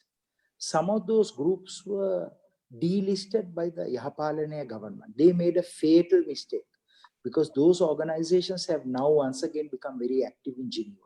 It is paramount for those organizations that were delisted to be relisted. And I appeal to Admiral Professor Sarath Veerasekara to take the leadership on this, to ensure that those LTT front cover sympathetic groups that did propaganda, fundraising, procurement, and other lobbying activities, that these groups be designated so that they will not be able to operate overseas and they will not be able to operate inside Sri Lanka. This designation process of individuals and entities is vital. Thank you. Thank you, Professor Gunaratna. So the next question is from Ranganath from the United Kingdom. This is for, I think I'm going to point this for Mr. Ali Sabri. Question about, is there an agreed plan to get all the Tamil-speaking youth and teens, people involved, to get them stop trapping into Elam ideology? So I think that's what the probably is trying to say. So, you know, for the young people, how do we actually make sure that the youngsters don't get involved in any other activities? How can we make them part of, to think of as a country? I think that's probably what the question is about. I think that's a very good question. More or less, I think part of those questions were addressed by Professor Gunaratna and Admiral Sarath Veerasekara. But the important thing is to build this national brand that we are Sri Lankan. Irrespective of race, religion, or linguistic differences, everybody in this in our country be dignified. So, end of the day, one can ask, by trying to ask him for Elam, what do you expect? For you to live a dignified, good life, secure, prosperous. If that could be provided, practically for all. There is no reason for them to go on behind that elusive dream. One important thing is we must all make very clear. This elusive dream will never be achieved, because I don't think any right-thinking Sri Lankan, whether they are Sinhalese, Muslims or Tamils, will ever be able or will tolerate division of our beloved motherland, whatever the differences we may have ourselves, as very, very correctly pointed out. People have been dying and giving up everything. If you look at, for example, in the Northern Theatre and Eastern Theatre, when the whole Muslim community was chased away in 24 hours, they never went and sided with LTTE. You stood by the government forces and supported. Or similarly, a lot of Tamils in Colombo, credit to them, they never supported the ideology. At the end of the day, it's important that we try to win all of them. Unfortunately, there is a certain segment of people in all these communities. They try to impose their hegemony on others. That cannot work. Sri Lanka is for all. And in doing so, there is a great role to play. One is that we must identify North and East, particularly the North, as priority development area and concentrate on that. President has identified that. We must build factories there. We must build sports facilities there. We must build cultural centers there. We must create jobs for those children, their schools, so that the kind of feeling that they are something different is no longer there.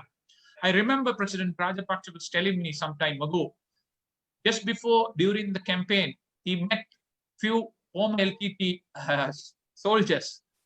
And when they had a chat, those boys were saying, it's him, we fought against you, or we fought against your country, or our country fought against other country. That's the ideology that's put. So President very correctly pointed out, we never fought against any other country. We all fought to protect our motherland. You are also Sri Lanka.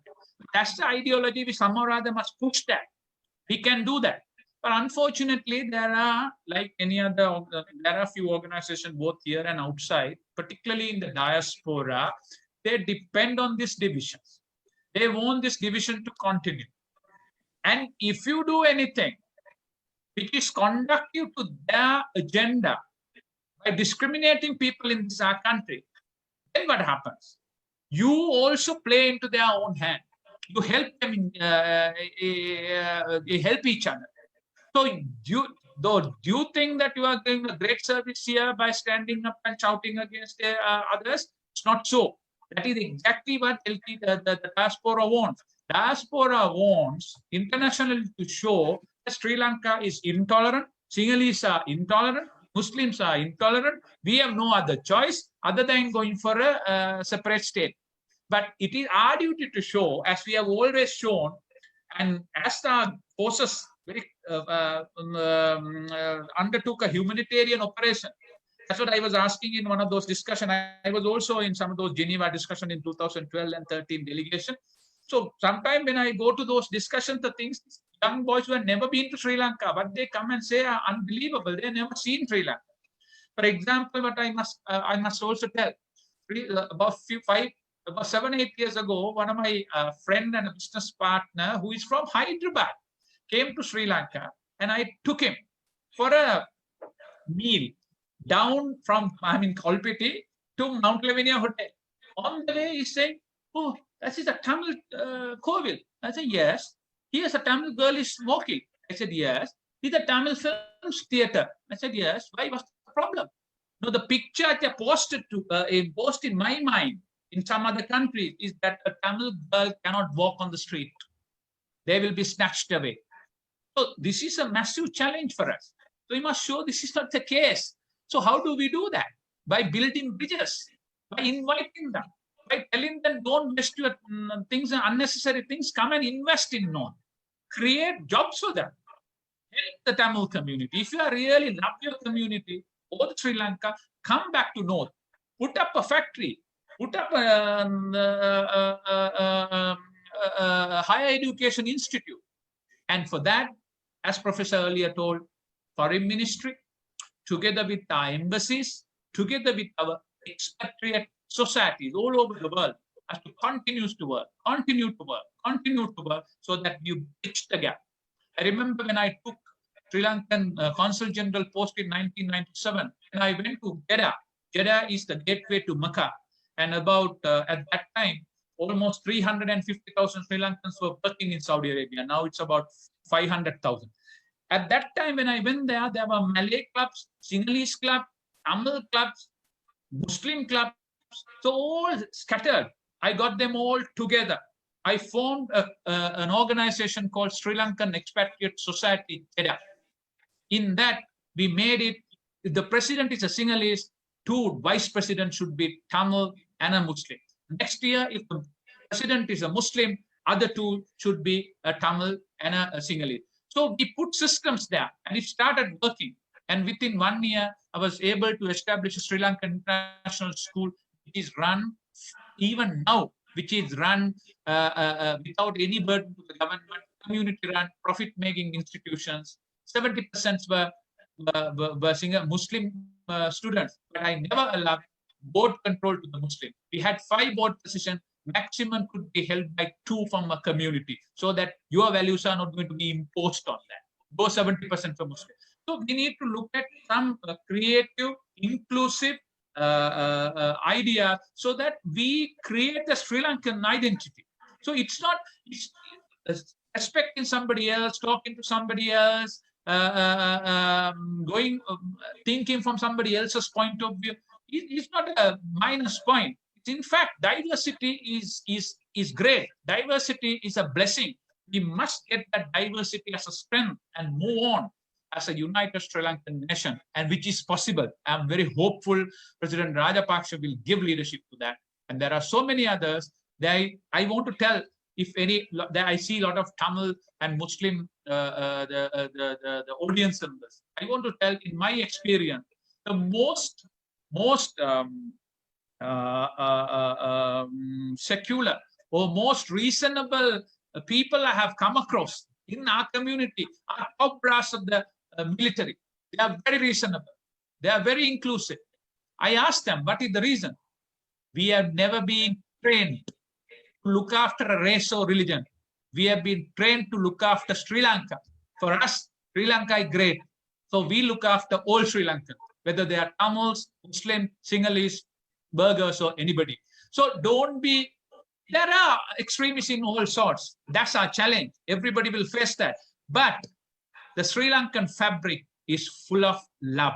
The full Sri Lankan community is full of understanding. Sri Lankan community is full of tolerance. And that is why, as the professor said, we have learned quickly from 1983 that huge faux pas. And though somebody wanted to instigate a similar kind of thing last year, our community stood up and resisted it. So it's possible. I'm very hopeful we can put all our differences aside and create that our dream country where all of us will be safe, secure, and dignified. Thank you very much, Mr. Ali Sabri. I think next question is also for you. May Prasanna Muthu from UK. It says, Mr. Sabri, Cardinal Malcolm Ranjit had recently stated that Buddhism, like a big tree, and his religion and other religions are harmoniously coexisting on the branches of the country. Since after we know Cardinal got negative social media comments, especially from some of the Western powers, he wants actually for you to elaborate on that and get to your view on this. And he appreciates that if we can give the response in ask the question in Sinhalese. Yeah. මම ප්‍රකාශය පිළිබඳව නම් මම දැක්කේ නැහැ. නමුත් මම හිතන විදියට ඒ ප්‍රකාශය කෙසේ වෙතත් ලංකාවේ ආණ්ඩුක්‍රම ව්‍යවස්ථාව ඉතාමත් පැහැදිලි. ඒ ආණ්ඩුක්‍රම ව්‍යවස්ථාවට සියලු දෙනාම ගරු කළ යුතුයි. ඒ ආණ්ඩුක්‍රම ව්‍යවස්ථාව අනුව කටයුතු කරන්න ඕනේ. ආණ්ඩුක්‍රම ව්‍යවස්ථාවේ නමන ව්‍යවස්ථාවේ කියනවා බුද්ධාගමට ප්‍රමුඛස්ථාන ලබා දිය යුතුයි, බුද්ධාගමය පෝෂණය කළ යුතුයි. එක සාමාන්‍යයි, සාධාරණයි මේ රටේ 70%ක් විතර සිංහල බෞද්ධ ජනතාව. ඉතින් ඒ ආගම ඒ පරිසරය ඒ දේශපාලනමය වූ බුද්ධාගම නෙවෙයි මම කියන්නේ. පිවිතුරු බුදුදහම. ඒ බුදුදහම අපි පෝෂණය කරලා වැඩි කරන්නට ඕන. ඒක සියලු දෙනාටම හොඳයි. ඉන්දියාවේ හින්දු ආගමට තියෙනවා. බංග්ලාදේශයේ ඉස්ලාම් ආගමට තියෙනවා. නෝර්වේ රාජ්‍යයේ කතෝලික ආගමට තියෙනවා. ඒකේ ප්‍රශ්නයක් නැහැ. මොකද දහවන වගන්තියට අනුව කියනවා බෞද්ධයාට බෞද්ධාගමට ඒ ප්‍රමුඛ ස්ථානය දෙන අතරතුරදී සියලුම ශ්‍රී ලාංකිකයන්ට තමන්ගේ හර්ථ සාක්ෂියේ නිදහස තියෙනවා. සාක්ෂියේ නිදහස කියන එකෙන් අදහස් කරන්නේ තමුන්ට කැමති ආගමක් ඇදහිීමේ හැකියාව උන්ට තියෙනවා. ඒ කියන්නේ මම මුස්ලිම් නම් ඉස්ලාම් ආගම ඇදහිීමේ නිදහස. කතෝලිකයන්ට කතෝලික ආගම ඇදහිීමේ නිදහස. හින්දු ආගමිකයන්ට උන්ගේ ආගමික ඇදහිීමේ නිදහස. ඒ නිදහසේ විදිහටම තියෙනවා. 12 වන වගන්තියේ තියෙනවා ආගම මත, ජාතිය මත, ස්ත්‍රී පුරුෂ භාවයේ මත, ඕ භාෂාව මත කියලු කිසිම මිනිසෙකුට රජයේ විසින් හා විධායකයේ විසින් වෙනස් කොට නොසැලකිය යුතුයි. ඉතින් අදහස් කරන්නේ සියලු ශ්‍රී ලාංකිකයන්ට එක හා සමානව සැලකිය යුතුයි කියන එක. මේ පොදු ප්‍රවාහය තුල අපි මේ ව්‍යවස්ථාව තුල හිතගෙන මේ පිළිබඳව කල්පනා කරලා බැලුවා නම් මම හිතන්නේ නෑ අපි අනවශ්‍ය අනියත දියක් ඇති කරගන්නට ඕන කියලා. ඉතින් ඊටමත්ම වැදගත්. අපි ශ්‍රී ලාංකිකයෝ හැටියට මේක තේරුම් ගන්නට ඕන. තේරුම් අරගෙන මම ඊටමත්ම ගෞරවයෙන් ඉල්ලා සිටින්නේ අපේ ශ්‍රී ලාංකිකයන්ට මේක විශාල අවස්ථාවක්. අපි කියපු අර අද්මිරාල් සරත් වීරසේකර මැතිතුමා කියපු ආකාරයට අපිට අවස්ථා කීපයක් ලැබිලා තියෙනවා. 2001 අවස්ථාවක් අපි මගහරලා දැම්මා. 70 අලුත් ආර්ථික ක්‍රමයක් අත්හදා බලන්න බැලුවා. ඒක මිසුණා අපිට. 77 අවස්ථාව මගහරුණා. අලුත් විරුද්ධ ආර්ථිකයක් එක්ක. ඊට පස්සේ 2009 අවසන් වූ ඒ යුද්ධයෙන් පස්සේ අපිට කෙලින්ම දිගට ඕක කරගෙන යන්න බැරි වුණා. දේශපාලන කුමන්ත්‍රණයක් හේතු කොටගෙන හා ජාත්‍යන්තර මැදිහත් වීම හේතු කොට ඒ ගමන අඩාල වුණා. නැවතත් ඒක අවස්ථාව ලැබිලා තියෙනවා. මේ අවස්ථාවේදී අපි කරන්නට ඕන ඇත්ත වශයෙන්ම එදෙන එක නෙවෙයි. අපි එකිනෙකා නැන කොටා ගන්න එක නෙවෙයි.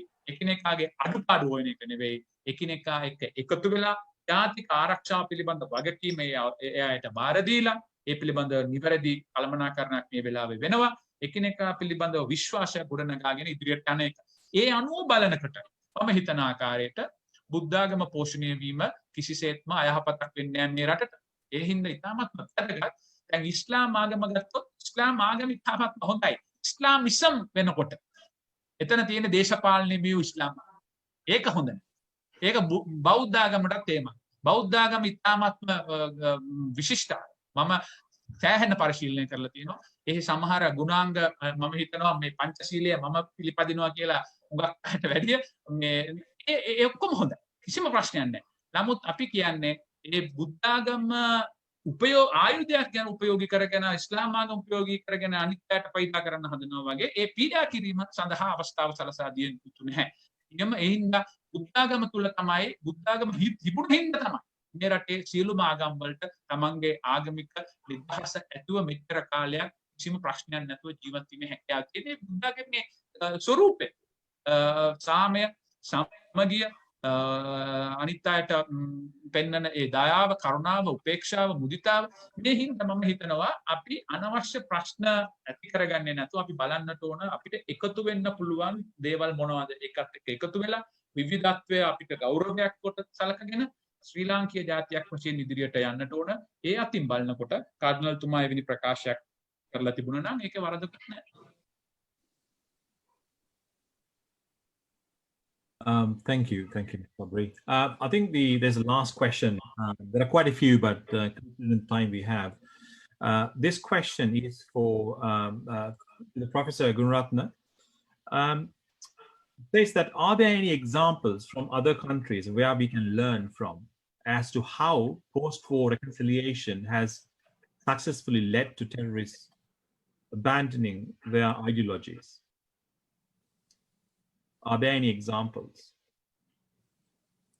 Terrorism has been experienced by a number of countries, and the best examples come where the government has created the capabilities, dedicated individuals, dedicated structures, dedicated laws to bring the people together. So I would say that one of the most brilliant countries is the United Kingdom, where they fought with the IRA, but you can see that many of the mainstream IRA, they have joined government. Similarly, we have seen several terrorist groups in Europe that existed. The Red Army faction in Germany, the Action Direct in France, the Communist Combatant Cells. So many of these groups, they abandoned terrorism because the ideologies kind of faded away. The third element is, of course, where the threat was completely eliminated. But still, it is so important to reach out to those communities that feel that they may have lost something, and to correct their perception, to reach out to them and build that crucial bridge.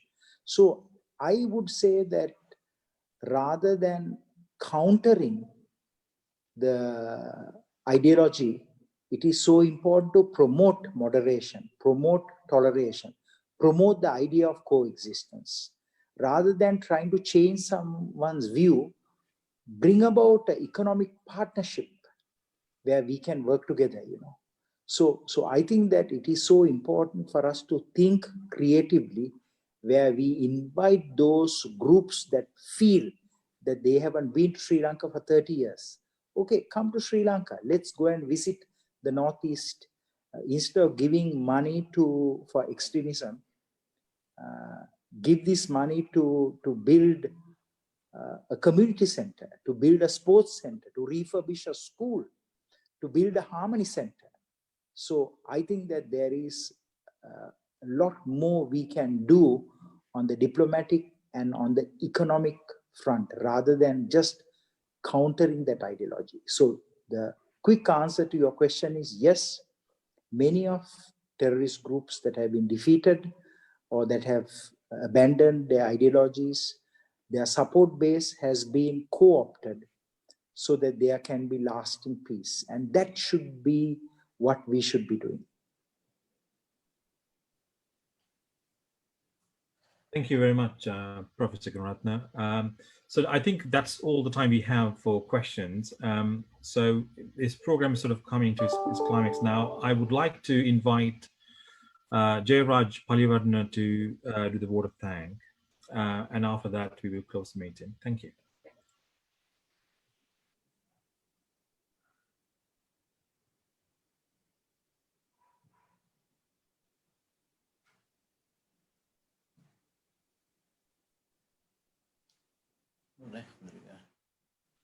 Jayraj, I think you're on mute.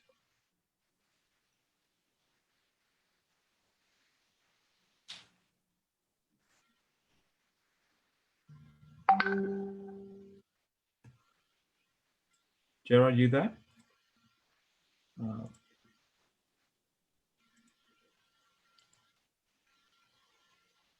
Sorry, bear with us for a second.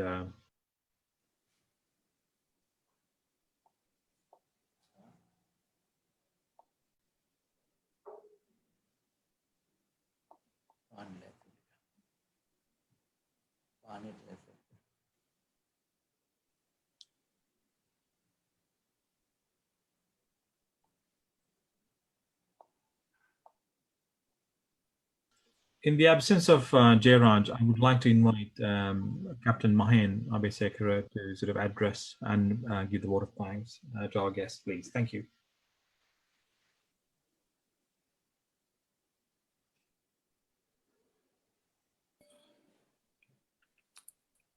Can see me? Yeah, fine. I mean, this is a great effort. I mean, like the two organizations in the UK who are sort of working separately, there are so many. And as Mr. Sabri said, this is sort of a initiative taken by me and Jayraj together with all you speakers. To come together, you know, and everybody has been telling now it's the time for us to come together. We may have our differences, but then, you know, it's the end result goes haywire if we don't come together. So this sort of a landmark for UK organizations. There's a very big Sri Lankan community, and you know how the diaspora is also working very powerfully in this part of the world, again, to bring up the same cause to the future. So, I mean, we have to come together. That is the most important thing. If we work together like a community, one community, leaving all our differences, and it's high time for you, for all of us. And also we have a wonderful leader, right? A wonderful leader who has proved for the last 10 years or so.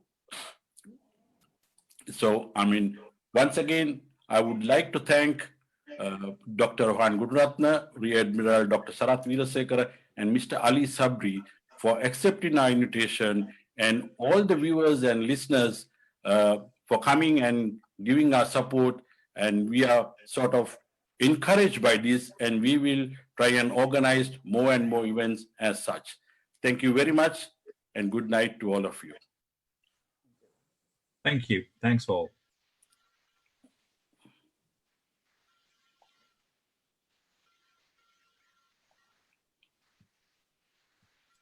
Thank you, Professor Rohan. Thank you, Mr. Sabri.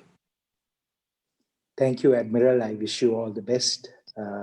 Mr. Ali Sabri, I wish you all the best. And thank you, organizers. Thank you very much. Mr. Mahen and Paliyavardhan and you, thank you very much for an excellent presentation. Thank you. Thank you. All right, thanks everyone. So I'll close the meeting now. Bye-bye. Leave them, huh? Yeah.